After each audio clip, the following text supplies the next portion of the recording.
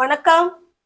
நம்ம சேனலை இப்போதான் நீங்கள் ஃபர்ஸ்ட் டைமாக பார்க்குறீங்க அப்படின்னா சேனலை சப்ஸ்கிரைப் பண்ணி வச்சுக்கோங்க, பெல் பட்டனை ப்ரெஸ் பண்ணி வச்சுக்கோங்க.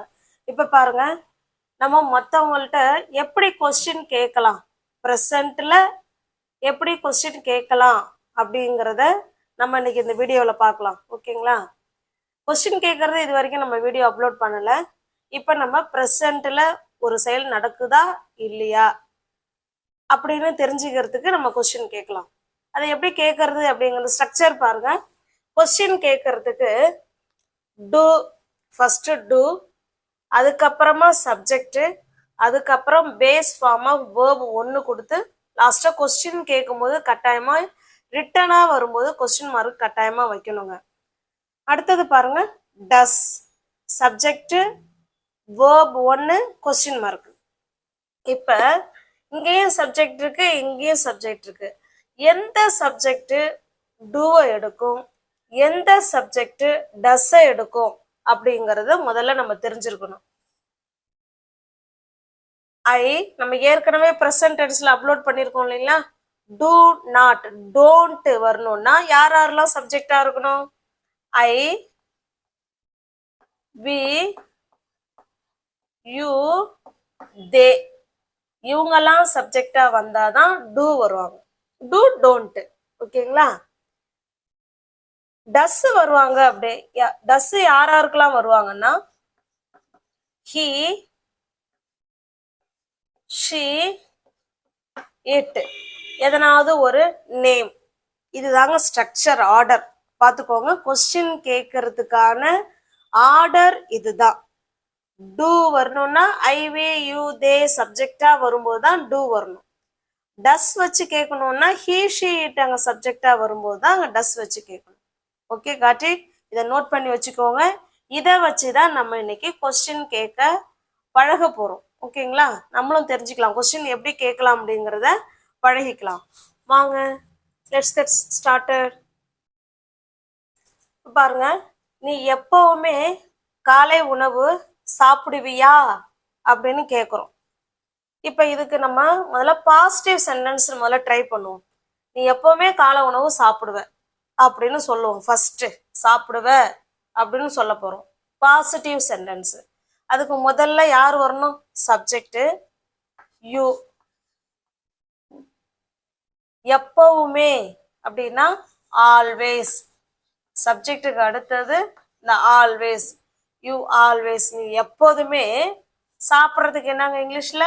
ஈட், இல்லைன்னா ஹேவ் கூட வச்சுக்கலாம். இந்த ஹேவ்ங்கிற வேர்டு ஈட்டு, ட்ரிங்க்குங்கிற அர்த்தத்தை கொடுக்கும். ஓகேங்களா? யூ ஆல்வேஸ் ஹேவ் கூட நம்ம இந்த இடத்துல சொல்லிக்கலாம். இப்போ நம்ம ஈட்டுன்னு சொல்லியிருக்கோம். யூ ஆல்வேஸ் ஈட், நீ எப்போதுமே சாப்பிட்ற. எதை? பிரேக்ஃபாஸ்ட், காலை உணவு அப்படின்னா என்னங்க அர்த்தம்? பிரேக்ஃபாஸ்ட். பிரேக்ஃபாஸ்ட், நீ காலை உணவு எப்பொழுதுமே சாப்பிட்ற. இதுதான் பாசிட்டிவ் சென்டென்ஸ். இப்ப இததான் நம்ம கொஸ்டினா கேட்க போறோம். நீ எப்பவுமே காலை உணவு சாப்பிட்டுருவியா அப்படின்னு கேட்க போறோம். நீ எப்பவுமே. ஓகேங்களா? இதுதான் நமக்கு வந்து கீவேர்டு, ப்ரெசன்ட் டென்ஸுக்கு உண்டான கீவேர்டு. ரெகுலராகவே நீ ஸ்கிப் பண்ணாம காலை உணவு எப்போதுமே சாப்பிட்டுருவியா அப்படின்னு கேட்குறோம். இதை எப்படி கேட்கலாம்? இப்போ சப்ஜெக்ட் யூ வந்திருக்கிறதுனால நம்ம டஸ் வருமா டூ வருமா? கொஸ்டின் கேட்கறதுக்கு முதல்ல டூ வரணும், இல்லைன்னா டஸ் வரணும். இங்க யூ வந்திருக்கிறதுனால நம்ம இங்க என்னதான் ஆட் பண்ண போறோம்? டூ தான். ஓகேங்களா? டூ, அதுக்கப்புறமா என்ன சேர்க்கணுங்க? சப்ஜெக்ட் தானே சேர்க்கணும். டூ யூ, இது அப்படியே எழுதுங்க. Do you always, do you always eat. Question word, subject, அதுக்கப்புறம் வேர்பு வரணும்னு பார்த்தோம் இல்லைங்களா? அதுக்கு இடையில தான் இந்த எப்பவுமேங்கிற வார்த்தையை நம்ம ஆட் பண்ணிக்கிறோம்.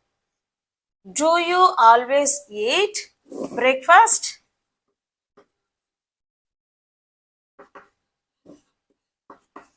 இவ்வளவுதாங்க. பாருங்க, இது ஸ்டேட்மெண்ட், இது கொஸ்டின். நீ எப்பவுமே காலை உணவு சாப்பிடுவ அப்படின்னு இங்க சொல்லியிருக்கோம். அதை கொஸ்டினா கேட்கிறோம். நீ எப்பவுமே காலை உணவு சாப்பிடுவியா அப்படின்னு கேட்கிறோம். Do you always eat breakfast? Okay, got it? Shall we go to the next sentence? Next பாருங்க, உன்னுடைய ஃப்ரெண்டு சென்னையில வாழ்றாங்களா அப்படின்னு கேட்க போறோம். இதுக்கு முதல்ல பாசிட்டிவ் சென்டென்ஸ் ஒரு 2-3 சென்டென்ஸுக்கு மட்டும் பாசிட்டிவ் சென்டென்ஸ் பார்த்துரும். அதுக்கப்புறமா கொஸ்டின் நமக்கு ஈஸி ஆயிடும் உங்களுக்கு. ஓகேங்களா? அப்ப பாருங்க, உன்னுடைய ஃப்ரெண்டு சென்னையில வாழ்றாங்களா அப்படிங்கிறத உன்னுடைய ஃப்ரெண்டு சென்னையில வாழ்றாங்க அப்படின்னு சொல்ல போறோம். இப்ப பாருங்க, இதுல யாரு சப்ஜெக்ட்? உன்னுடைய ஃப்ரெண்டு. அப்ப யுவர் ஃப்ரெண்டு, இதுதான் இந்த இடத்துல இவங்க தான் சப்ஜெக்ட். யுவர் ஃப்ரெண்டு, உன்னுடைய ஃப்ரெண்டு வாழ்றாங்க. வாழ்றதுக்கு என்னங்க இங்கிலீஷ்ல? லிவ். லிவ்னா வசிக்கிறது. இந்த இடத்துல ஃப்ரெண்டு சிங்குலர் சப்ஜெக்ட் தானே, ஃப்ரெண்டுன்னா ஒருத்தவங்க, அதனால நம்ம வேர்பு கூட எஸ் சேர்த்துக்கிறோம். யுவர் ஃப்ரெண்ட் லிவ்ஸ், எங்க வசிக்கிறாங்களா? இன் சென்னை. சென்னையில வசிக்கிறாங்க அப்படின்னு சொல்லிட்டோம். இதுதான் நமக்கு சாதாரணமா சொல்ற ஸ்டேட்மெண்ட். இதை இப்ப கொஸ்டினா கேட்க போறோம். என்னவா கேட்க போறோம்? கொஸ்டினா கேட்க போறோம். இந்த இடத்துல சப்போஸ் ஃப்ரெண்ட்ஸ்ன்னு இருந்தா இங்க லிவ் வருவாங்க. நம்ம இங்க ஃப்ரெண்ட்ஸ்ன்னு இல்லை, ஒரே ஒரு ஃப்ரெண்டு தான், அதனால இவங்க சிங்குலர் சப்ஜெக்ட். இப்ப டஸ் தானே வருவாங்க.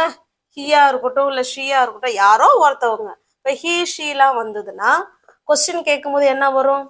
டஸ். டஸ் அடுத்தது என்ன வரணுங்க? சப்ஜெக்ட் வரணும். இவங்க தானே subject. Does your friend, does your friend live மட்டும்தாங்க போடணும். அது கூட எஸ் போட்டக்கூடாது கொஸ்டின் கேட்கும்பொழுது. ஓகேங்களா? அது போல நெகட்டிவ் சென்டென்ஸுக்கும் இங்க எஸ்ஓ இஎஸ்ஓ சேர்க்கிற மாதிரி வராது. நம்ம சிம்பிள் ப்ரெசன்ட் டென்ஸ் வீடியோ போட்டிருக்கோம், பார்க்காதவங்க 1, 2, 3 வீடியோ போட்டிருக்கோம். அதை பார்த்துட்டு இது வந்தீங்கன்னா உங்களுக்கு ரொம்ப யூஸ்ஃபுல்லா இருக்கும். இது முடிஞ்ச உடனே அடுத்த சிம்பிள் ப்ரெசன்ட் டென்ஸுக்கு உங்களுக்கு ஒரு டெஸ்ட் இருக்கு. ஓகேங்களா? டெஸ்ட்டுக்கு ரெடி ஆயிடுங்க. அந்த 4 டென்சஸையும் இந்த 4 வீடியோவையும் பார்த்துட்டு வந்தீங்கன்னா டெஸ்ட்டுக்கு நீங்க ரெடி ஆயிடலாம். டஸ் your friend live in Chennai? உன்னுடைய ஃப்ரெண்டு சென்னையில வசிக்கிறாங்களா இல்ல சென்னையில வாழ்றாங்களா அப்படின்னு கேட்கும். டஸ் your friend live in Chennai? ஓகேங்களா? இதையே சென்னையில எங்க வசிக்கிறாங்க, எந்த இடம், அந்த மாதிரி கேட்போம்ல, எங்க. அப்ப இதுக்கு முன்னாடி வேர்ங்கிற வார்த்தையை சேர்த்துக்கலாம். Where does your friend live in Chennai? எந்த இடத்துலன்னா which place does your friend live in Chennai? ஓகேங்களா? இதுக்கு முன்னாடி WH கொஸ்டின் நம்ம கேட்குறோம் அப்படின்னா இதுல நீங்க WH கொஸ்டினை ஆட் பண்ணிக்கலாம். Okay, got it? Shall we go to the next sentence? இப்ப பாருங்க, நீங்க டென்னிஸ் விளையாடுறீங்களா, உங்களுக்கு விளையாட தெரியுமா அப்படிங்கிற மாதிரி தான் கேட்குறோம். நீங்க டென்னிஸ் விளையாடுறீங்களா அப்படின்னு கேட்க போறோம். இப்போ நம்ம பார்க்கறது எல்லாமே சிம்பிள் ப்ரெசன்ட் டென்ஸ்ல எப்படி கொஸ்டின் கேட்கறது அப்படிங்கிறத நம்ம பார்த்துக்கிட்டு இருக்கோம். ஓகேங்களா? மற்ற டென்ஸ் இதில் கொண்டு வராதிங்க. இது ஒன்லி சிம்பிள் ப்ரெசன்ட் டென்ஸ்ல வழக்கமா ஒரு செயல் நடைபெறுதா இல்லையா, நீ அதை செய்யறியா இல்லையா அப்படின்னு கேட்கறதுக்கு தான் இந்த கொஸ்டின். ஓகேங்களா? அப்ப பாருங்க, நீங்க டென்னிஸ் விளையாடுறீங்களா அப்படின்னு கொஸ்டின் கேட்குறோம். இது எப்படி கேட்கலாம்? இப்ப பாருங்க, நீங்க, அப்ப யூ தானே இந்த இடத்துல சப்ஜெக்ட். அப்ப யூ வரும்பொழுது நமக்கு டூ வருமா டஸ் வருமா அதுதான் நமக்கு தெரியணும். டூ டூ போட்டோமா, அப்புறம் தான் சப்ஜெக்ட். டூ யூ சப்ஜெக்டுக்கு அடுத்தது வேர்ப் தானே வரணும். விளையாடுறதுக்கு என்னங்க இங்கிலீஷ்ல? Play. Do you play tennis?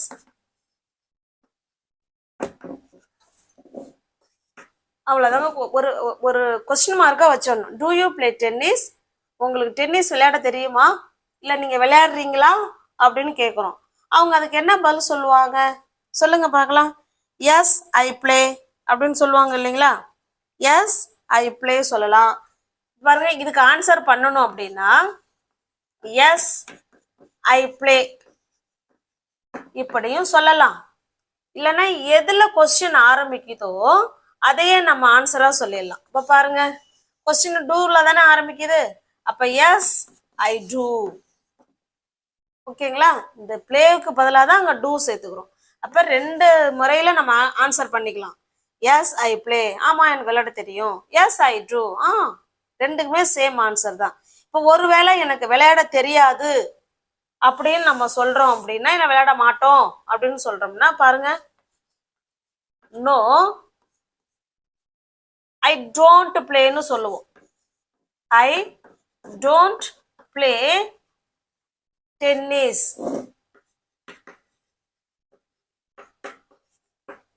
Tennis, ஓகேங்களா? இதையே எப்படி வந்து ஷார்ட்ல சொல்லலாம்? நோ ஐ கொடுத்து இந்த டோன்ட்டோட நிப்பாட்டிக்கலாம். ஐ டோன்ட், அவ்வளவும் விளக்கம் கொடுக்கணுங்கிற அவசியம் இல்லை, ஓகேங்களா? இப்படியும் சொல்லலாம், இப்படியும் சொல்லலாம் பதில். Got it? கொஸ்டின் கேட்கறதுக்கு என்னன்னு பார்த்தீங்கன்னா, ஃபர்ஸ்ட் டூ மட்டும் ஆட் பண்ணிக்கோங்க. டூவா டஸ்ஸா அதை பார்த்துக்கிட்டிங்கன்னா அடுத்து சப்ஜெக்ட் வேர்பு. நம்ம ஸ்டேட்மெண்ட்ல எப்படி எழுதுவோம்? ஃபர்ஸ்ட் சப்ஜெக்ட் வேர்பு, அதே தான் கொஸ்டினுக்கும். ஃபர்ஸ்ட் கொஸ்டின் வேர்ட், அதுக்கு சப்ஜெக்ட், அதுக்கப்புறமா verb. Okay, got it? Shall we go to the next sentence? இப்போ பாருங்க, நெக்ஸ்ட் சென்டென்ஸ். அவளுடைய பெற்றோர்கள் ஆங்கிலம் பேசுவாங்களா? அவங்களோட பேரண்ட்ஸ் ஆங்கிலம் பேசுவாங்களா அப்படின்னு கேட்குறோம், ஓகேங்களா? இப்போ பாருங்க, அவளுடைய பெற்றோர்கள், அவங்க தான் சப்ஜெக்ட். அவளுடைய அப்படின்னா என்ன சேர்ப்போம்? ஹர். அவளுடையனா என்ன சேர்க்கணும்? ஹர். பெற்றோர்னா பேரண்ட்ஸ், இவங்க தான் சப்ஜெக்ட். பேசுறாங்கிறது தான் வேர்பு. அப்ப ஸ்பீக், என்ன பேசுறாங்களாம்? இங்கிலீஷ். இதை வச்சுதான் இப்ப நம்ம கொஸ்டின் கேட்க போறோம், ஓகேங்களா? ஒன்றும் இல்லை, இந்த சப்ஜெக்டுக்கு முன்னாடி நம்ம டூ வருமா டஸ் வருமா அது மட்டும்தான் நம்ம பார்க்கணும். பாருங்க, பேரண்ட்ஸ். பேரண்ட்ஸ் அம்மாவும் அப்பாவும் சேர்ந்து தானே, அப்ப அவங்க ரெண்டு பேரும் ப்ளூரல், தேன்னு தானே சொல்லுவோம் அவங்கள. அப்ப இந்த இடத்துல டூ வருமா டஸ் வருமா? வெரி குட்ங்க. டூ. டூ அது அப்படியே எழுத வேண்டியதான். டூக்கு அடுத்து சப்ஜெக்ட் வேர்பு, அவ்வளவுதாங்க. Do her parents. Do her parents, அடுத்தது சப்ஜெக்டுக்கு அடுத்தது வேர்பு. ஸ்பீக் இங்கிலீஷ், அவங்க இங்கிலீஷ் பேசுவாங்களா அப்படின்னு கேட்குறோம், ஓகேங்களா? Do her parents speak English, அவங்க இங்கிலீஷ் பேசுவாங்களா அப்படின்னு கேட்குறோம். அப்போ அவங்க என்ன ஆன்சர் பண்ணலாம்? பேசுவாங்க அப்படின்னா என்ன சொல்லலாம்? எஸ். பக்கத்தில் இருக்கிற ஃப்ரெண்டு கூட சொல்லலாம், எஸ் அவங்க பேசுவாங்களே. அப்ப தே, ஹர் பேரண்ட்ஸ் திரும்ப சொல்ல வேணாம், அவர்கள். தே டூ, அவ்வளோதாங்க. எஸ் தே டூ, அவங்க பேசுவாங்களே அப்படின்னு தான் அர்த்தம். இது நம்ம ஷார்ட்டா ஆன்சர் கொடுக்கறது. S they two. ஒருவேளை அவங்க பேச மாட்டாங்க அப்படின்னா நம்ம என்ன ஆன்சர் சொல்லலாம்? நோ தே டோன்ட், அவ்வளவுதாங்க. இப்படி ஆன்சர் கொடுக்கணும். பேசுவாங்க அப்படின்னா எஸ் தே டூ, பேச மாட்டாங்கன்னா no they don't. Got it? Shall we go to the next sentence? இப்போ பாருங்க, நெக்ஸ்ட் சென்டென்ஸ். நீ ரொம்ப நேரம் டிவி பாப்பியா? நீ ரொம்ப நேரம் டிவி பாப்பியா அப்படின்னு கேட்குறோம். நம்ம ஃப்ரெண்டை பார்த்து கேட்குறோம். எப்படி கேட்கலாம் பாருங்க, யூ ரொம்ப நேரம் அப்படின்னா எ லாட் அப்படி சொல்லிக்கலாம், ஓகேங்களா? A lot. பாப்பியா, டிவி பார்க்கறதுக்கு வேர்பு நம்ம என்ன சொல்லியிருக்கோம்? பார்க்கறதுக்கு வாட்ச், அவ்வளோதாங்க. இப்போ நீ ரொம்ப நேரம் டிவி பார்ப்ப அப்படின்னு நம்ம ஸ்டேட்மெண்ட்டா சொல்றதா இருந்தா அப்படியே சொல்லாங்க. ஃபர்ஸ்ட் சப்ஜெக்ட் யூ, அடுத்த சப்ஜெக்டுக்கு அடுத்தது வாட்ச், வேர்பு தானே. யூ வாட்ச் டிவி, என்ன பார்ப்பாங்களாம்? You watch TV. எவ்வளோ நேரம்? எ லாட், ரொம்ப நேரம் அவங்க டிவி பார்ப்பாங்க, ஓகேங்களா? You watch TV a lot, நீ ரொம்ப நேரம் டிவி பார்ப்ப. இது சாதாரண ஸ்டேட்மெண்ட், சாதாரண இப்போ வாக்கியம். இதே கொஸ்டினா கேட்கும்போது ஒன்றும் இல்லைங்க, இதுக்கு முன்னாடி யூவோ சப்ஜெக்டை பொறுத்து டூ வருமா டஸ் வருமான்னு பார்த்து இந்த இடத்துல கொஸ்டின் மார்க் போட்டுக்கிறோம், அவ்வளோதான். எவ்வளோ ஈஸியாக முடியுது பாருங்க. Do you watch TV a lot, நீ ரொம்ப நேரம் டிவி பார்ப்பியா அப்படின்னு கேட்குறோம். அவங்க அதுக்கு என்ன பதில் சொல்லலாம்? ஆமா நான் பார்ப்பேன் அப்படின்னா என்ன சொல்லலாம்? இந்த கொஸ்டின் எதுல ஆரம்பிக்குதோ அதுலயே நம்ம ஆன்சர் முடிச்சுக்கலாங்க, ஃபுல்லா சொல்லணுங்கிற அவசியம் கிடையாது. எஸ் நான் பார்ப்பேன்னு தானே அவங்க பதில் சொல்லணும். Yes I two, S I two. இப்போ ஒருவேளை நான் பார்க்க மாட்டேன் அப்படின்னு சொல்லணும்னா நோ நோ சொன்னா அங்கே டோன்ட் வரும். டூவும் ப்ளஸ் நாட்டும் சேர்ந்து டோன்ட். அவ்வளோதாங்க. எவ்வளோ சிம்பிளாக முடியுது பாருங்க. Do you watch TV a lot? நீங்கள் ரொம்ப நேரம் டிவி பார்ப்பீங்களா? Yes I do. ஆமாம் நான் பார்ப்பேன். No I don't. நான் பார்க்க மாட்டேன் அப்படின்னு சொல்கிறோம். Got it? Shall we go to the next sentence. நீ தினமும் ஸ்கூலுக்கு போறியா அப்படின்னு கேட்குறோம். நீ தினமும் ஸ்கூலுக்கு போறியா? இதை எப்படி நம்ம முதல்ல போற, நீ தினமும் ஸ்கூலுக்கு போற அதை முதல்ல சொல்லும். இப்போ பாருங்க, யூ தினமும் அப்படின்னா எவ்ரிடே சொல்லலாம். தினமும் எவ்ரிடே இல்லைன்னா ஆல்வேஸ்னா எப்போதும், எல்லாம் ஒண்ணுதான். ஓகேங்களா? அதெல்லாம் ஒன்றும் பிரச்சனை இல்லை. எவ்ரிடே இல்லை ஆல்வேஸ் அப்படின்னு சொல்லிக்கலாம். நீ எப்போதுமே ஸ்கூலுக்கு போறியா அப்படின்னா ஆல்வேஸ், இல்லை தினமும் அப்படின்னா எவ்ரிடே. போறதுக்கு என்னங்க இங்கிலீஷ்ல வேர்பு கோ. அவ்வளவுதாங்க. இதை இப்ப ஸ்டேட்மெண்டா எழுதும். ஸ்டேட்மெண்டா எழுதணும்னா ஃபர்ஸ்ட் சப்ஜெக்ட். யாருங்க சப்ஜெக்ட்? யூ. சப்ஜெக்டுக்கு அடுத்தது வேர்ப். You go. நீ போற. எங்க போற? டு. இக்குங்கிற சவுண்ட் வந்திருக்குங்களா? அதான் to school. You go to school every day. எப்பெல்லாம் போற? Every day. என்ன சேர்த்துக்கணுங்க? Every day. நீ தினமும் ஸ்கூலுக்கு போற அப்படின்னு சொல்லிட்டோம். இப்ப இத கொஸ்டினா கேட்க போறோம். நீ தினமும் ஸ்கூலுக்கு போறியா அப்படின்னு கேட்க போறோம். அப்ப என்ன சொல்லலாம்? ஒண்ணும் இல்லை, அப்படியே இது கூட முன்னாடி டூ வருமா டஸ் வருமா அதை மட்டும் தான் நான் பார்க்கணும். சப்ஜெக்ட பாருங்க, யூ வந்திருக்கு இல்லைங்களா? அப்ப அதுக்கு முன்னாடி என்ன வரணுங்க? டூ தான் வரணும். Do you go to school every day? நீங்க தினமும் ஸ்கூலுக்கு போறீங்களா? கொஸ்டின் கேட்கும்போது அந்த டோனு தான் மாறணும். Do you go to school every day? நீங்க தினமும் ஸ்கூலுக்கு போறீங்களா? அப்ப எழுதும்போது ரிட்டனா எழுதும்போது கட்டாயமா லாஸ்ட்ல ஃபுல் கொஸ்டின் மார்க் வைக்கணும். ஓகேங்களா? இப்ப அவங்க என்ன ஆன்சர் சொல்லுவாங்க? நீ ஸ்கூலுக்கு போறியான்னு கேட்டா ஆமா நான் ஸ்கூலுக்கு போறேன் அப்படித்தானே சொல்லணும். அப்ப எப்படி ஆன்சர் சொல்லுவாங்க? எஸ் ஐ. கொஸ்டின் எதுல ஆரம்பிக்குதுன்னு பாருங்க, அதுதான் ஆன்சர். S I do. அதோட முடிச்சுக்கலாம். Yes I go to school அப்படி விரிவா சொல்லணுங்கிற அவசியம் கிடையாது. இப்படி சொன்னாலே அது அவங்க வந்து அண்டர்ஸ்டாண்ட் பண்ணிப்பாங்க. ஓகேங்களா? இப்போ இதே நோ, நான் போக மாட்டேன், டெய்லிலாம் ஸ்கூலுக்கு போகல அப்படின்னு சொன்னோம்னா நோ ஐ டூவோட நாட்டு சேர்த்துக்கிறோம். No I don't. Okay, got it? புரியுதுங்களா? நம்ம சாதாரண ஸ்டேட்மெண்ட்டை எப்படி எழுதுறோமோ அவங்க முன்னாடி டூவோ இல்ல டஸ்ஸோ என்ன வருங்கிறத பார்த்து நம்ம போட்டுக்கணும். இதுதான் கொஸ்டின். இதே WH கொஸ்டினா கேட்கணும்னா இதுக்கு முன்னாடி WH சேர்த்துக்குங்க. வாட், வென், வேர், விச் அந்த மாதிரி WH கொஸ்டினை இதுக்கு முன்னாடி நீங்க ஆட் பண்ணிக்கலாம். ஓகேங்களா? இப்போ இதே நீங்க எப்படி ஸ்கூலுக்கு போற தினமும் அப்படின்னு கேட்கணும்னா when do you go to school every day? நீ வந்து எப்பொழுது ஸ்கூலுக்கு கிளம்புற அப்படின்னு அர்த்தம். ஓகேங்களா? இல்லைன்னா எப்படி போற அப்படின்னா how do you go to school every day? இப்போ இதுக்கு முன்னாடி WH சேர்த்துக்குங்க. சேர்த்துக்கிட்டீங்கன்னா அதுதான் WH கொஸ்டின். முடிஞ்சது. ஓகேங்களா? Got it? shall we go to the next sentence? இப்போ பாருங்க, இது உங்களுக்கான கொஸ்டின். இது அப்படியே வீடியோவை பாஸ் பண்ணிட்டு நீங்க ஆன்சர் கமெண்ட் பாக்ஸ்ல கமெண்ட் பண்ணிட்டு அதுக்கப்புறம் நீங்க சொல்ற ஆன்சர் இதுவும் கரெக்டா இருக்கான்னு பாருங்க. நீங்க தினமும் என்னோட வீடியோவை பாக்குறீங்களா அப்படின்னு அப்போ உங்களை பார்த்து நான் கொஸ்டின் கேட்கணும். எப்படி கேட்கலாம்? நீங்க தினமும் என்னோட வீடியோவை பாக்குறீங்களா அப்படின்னு அப்போ உங்களை கொஸ்டின் கேட்கணும். எப்படி கேட்கலாம்? நீங்க கமெண்ட் பாக்ஸ்ல ஆன்சர் பண்ணிடுங்க. அதுக்கப்புறமா நான் இப்போ ஆன்சர் பண்ணிடுறேன்.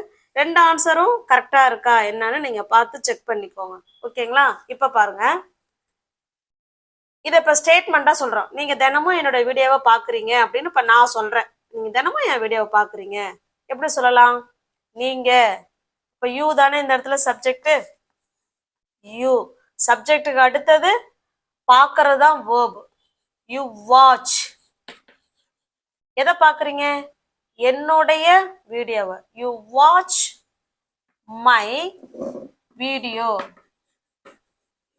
என்னுடைய வீடியோவை பாக்குறீங்க எப்பெல்லாம்? தினமும். எவ்ரிடே. நீங்க தினமும் என்னோட வீடியோவை பாக்குறீங்க. ஏன்னா இது நீங்க தினமும் செய்யக்கூடிய ரெகுலர் ஆக்ஷன். அதனாலதான் நம்ம சிம்பிள் பிரசன்ட் டென்ஸ்ல கேட்டிருக்கோம். ஓகேங்களா? You watch my video everyday. Sorry, question மார்க்ல. You watch my video everyday. என்னோட வீடியோவை நீங்க தினமும் பாக்குறீங்க அப்படின்னு நம்ம இப்ப ஸ்டேட்மெண்ட்ல சொல்லியிருக்கோம். கொஸ்டினா கேட்கும்போது சேம் மெத்தட் தான், ஆனா அந்த டோன் மட்டும் மாறணும். முன்னாடி ஒரு வேர்டை ஆட் பண்ணிக்கிறோம். நீங்க தினமும் என்னோட வீடியோவை பாக்குறீங்களா அப்படின்னு கேட்டா சப்ஜெக்ட் யூ தானே. இப்ப யூ வந்தா அதுக்கு முன்னாடி என்ன சேர்க்கணுங்க? டூ. அவ்வளவுதாங்க. டூ சேர்த்து கொஸ்டின் மார்க் வைக்கணும். டோனை மாத்தணும். To you watch my video everyday. என்னோட வீடியோவை தினமும் நீங்க பாக்குறீங்களா அப்படின்னு இப்ப உங்களை கேட்டிருக்கேன். நீங்க அதுக்கு என்ன ஆன்சர் பண்ணுவீங்க? ஆமா நாங்க பாக்குறோம், இல்ல நாங்க பாக்கல அப்படின்னு சொல்றோம். இப்ப பாருங்க, இப்ப பாக்குறீங்க அப்படின்னா என்ன சொல்லணும்? Yes I do. ஆமா நான் பாக்குறேன். இதே நான் பார்க்கல அப்படின்னா என்ன சொல்லணும்? No I don't. அவ்வளவுதாங்க. எவ்வளவு சிம்பிளா முடியுது பார்த்தீங்களா? இந்த மாதிரி நம்ம ரெகுலரா நடக்கிற விஷயத்துக்கு கொஸ்டின் இப்படிதான் கேட்கணும். டூ டஸ் வச்சு சப்ஜெக்ட், அதுக்கப்புறமா வேர்பு. இப்ப இதையே நீங்க எப்ப பாக்குறீங்க என்னோட வீடியோவை? எப்ப என்னோட வீடியோவை பாக்குறீங்க? அந்த எப்பங்கிற கொஸ்டின் வருது இல்லைங்களா? அப்ப இதுக்கு முன்னாடி நம்ம என்ன ஆட் பண்ணிக்கணுங்க? when. when ஆட் பண்ணிக்கிட்டா இந்த இடம் சும்மா லெட்டர் ஆயிடும். ஓகேங்களா?